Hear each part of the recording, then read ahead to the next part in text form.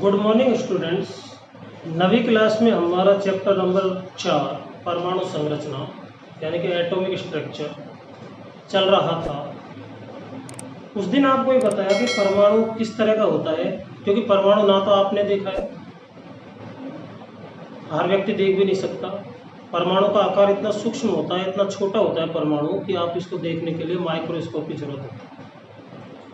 फिर आपको कैसे बताया जाए कि परमाणु होता कैसा है, तो इसके लिए अलग अलग समय पर वैज्ञानिकों ने मॉडल प्रस्तुत करे, प्रतिरूप प्रस्तुत किए। सबसे पहले हमने थॉमसन जे थॉमसन का प्लम पुडिंग मॉडल देखा, फिर रदरफोर्ड का स्वर्णपत्र प्रयोग देखा। रदरफोर्ड के स्वर्णपत्र प्रयोग में रदरफोर्ड को 3 प्रेक्षण प्राप्त हुए थे जो हमने देखे थे। मैं यहां पर दोबारा लिख रहा हूं, प्रेक्षण।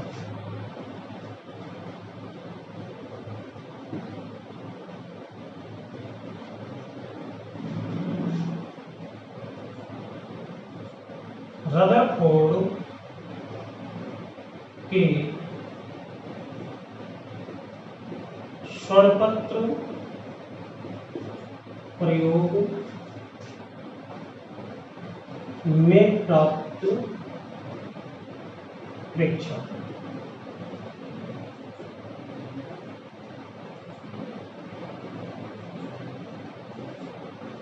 रदरफोर्ड ने जब स्वर्णपत्र पर एल्फा कणों की बौछार की तो उसको 3 प्रेक्षण प्राप्त हुए।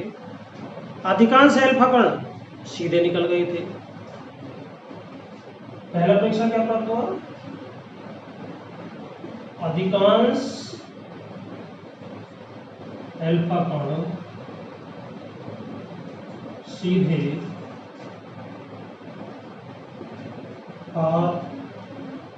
निकल गए। ठीक है। दूसरा प्रेक्षण,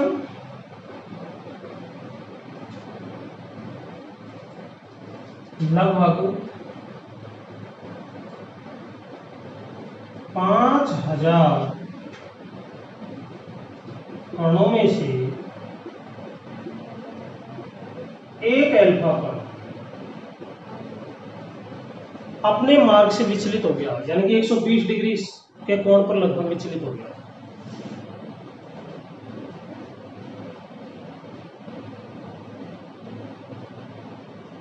अपने मार्ग से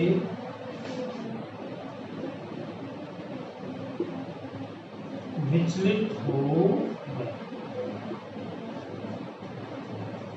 तीसरी बात क्या प्राप्त हुई इसको? लगभग 20,000 कणों में से एक एल्फा कण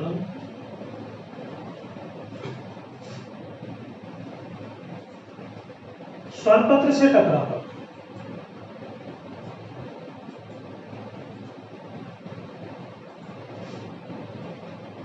वापस लौट आया।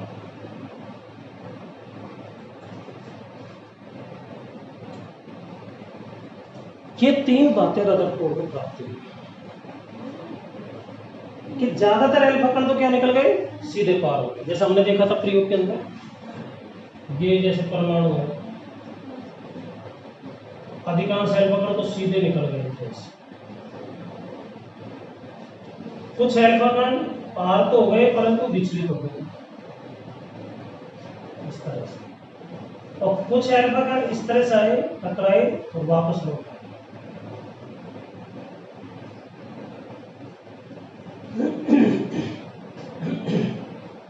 ठीक है। तो पहली स्थिति ये, दूसरी स्थिति ये और तीसरी स्थिति ये बनी। तो रदरफोर्ड को बड़ा आश्चर्य हुआ कि वे जिनकी बौछार कर रहे हैं वो भी एक जैसे, स्वर्णपत्र भी एक जैसा, फिर ये अलग अलग स्थितियां कैसे प्राप्त हुई। इस आधार पर रदरफोर्ड ने कुछ निष्कर्ष निकाले प्रयोग के प्रेक्षणों के आधार पर। वो निष्कर्ष कौन कौन से हैं वो अपन यहाँ पर देखने जा रहे हैं।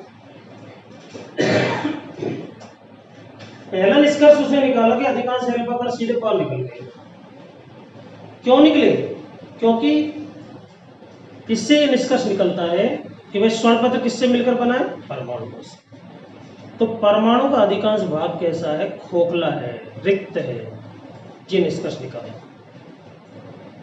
दूसरा, कुछ कण विचलित हो गए, कुछ कण वापस लौट आए।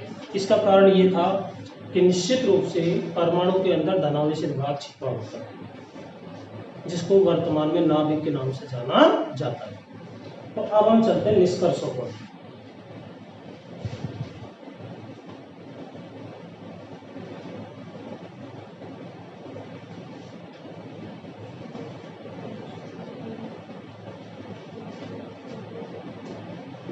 निष्कर्ष,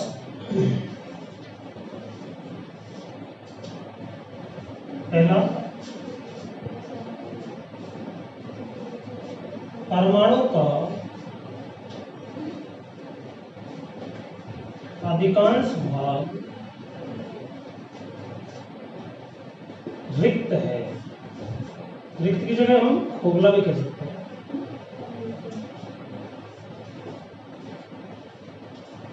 जैसे इस परमाणु के अंदर दिखाया है, नाभिक तो ये इतना छोटा सा है, आगे का खाली हिस्सा है।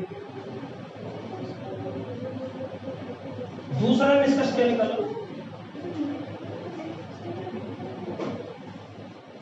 परमाणु में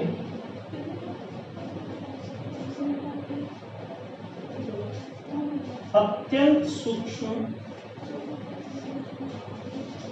भाग में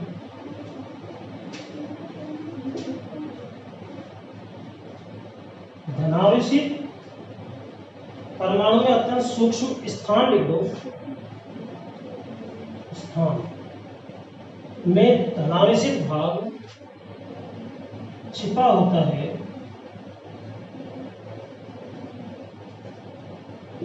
जिसे क्या कहते हैं हम? नाभिक कहते हैं। दूसरा निष्कर्ष ये निकाला। तीसरा निष्कर्ष क्या निकाला?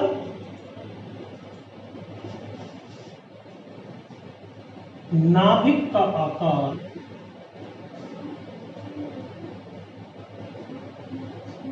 परमाणु के आकार की तुलना में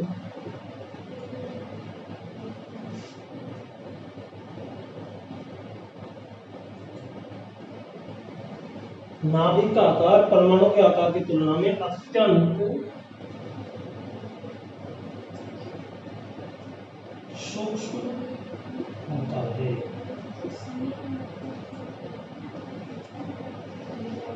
उसने इसका तुलना करके भी बताया था कि परमाणु को आप एक फुटबॉल का मैदान मान सकते हो, जैसे ये फुटबॉल का मैदान है, और उसके बीच में आकर के एक मक्खी बैठ गई, तो इस मक्खी को आप क्या कह सकते हो? नाभिक कह सकते हो।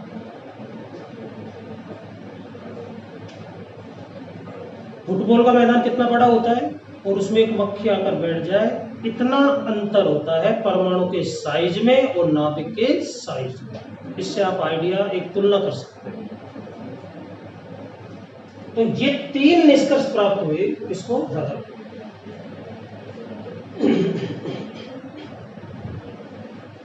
जब ये निष्कर्ष प्राप्त हो गए तो रदरफोर्ड ने अपना परमाणु मॉडल प्रस्तुत किया। मॉडल क्या है वो हम यहाँ पर देखते हैं। रदरफोर्ड का परमाणु मॉडल,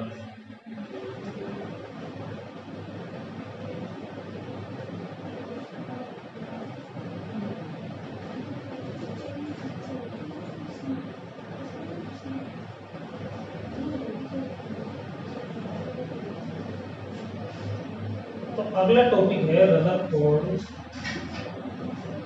का परमाणु मॉडल।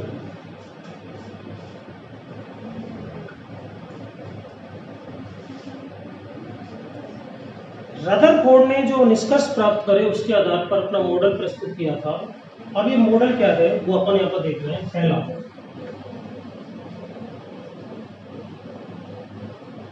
परमाणु का अधिकांश भाग रिक्त है।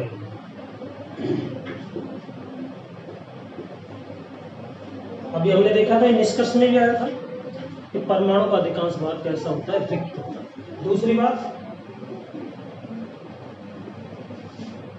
परमाणु में धनावेशित भाग पाया जाता है, जिसे क्या कहते हैं, नाभिक।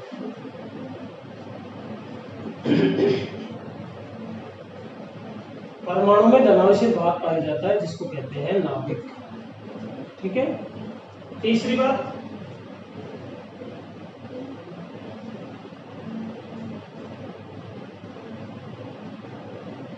इलेक्ट्रॉन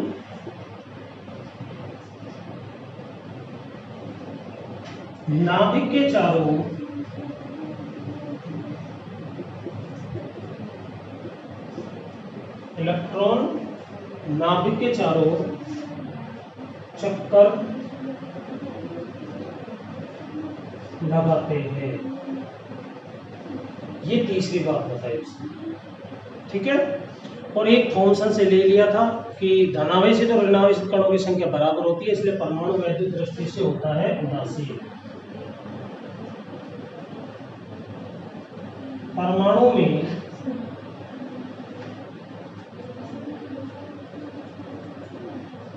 धनावेशित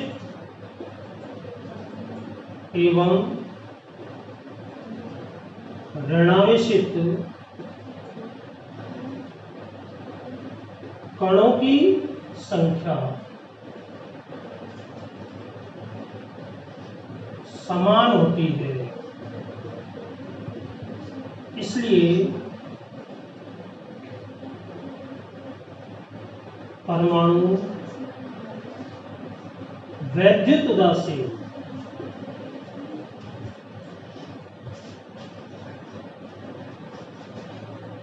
होता है। तो ये था रदरफोर्ड का परमाणु मॉडल।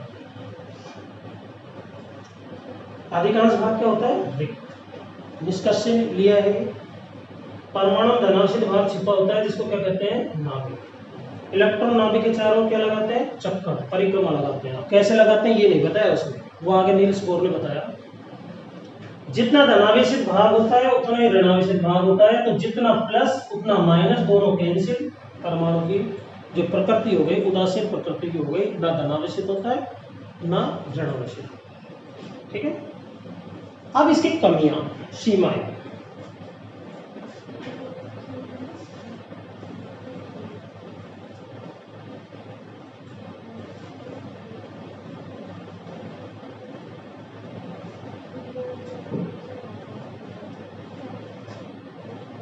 सीमाएं यानी कि कमी।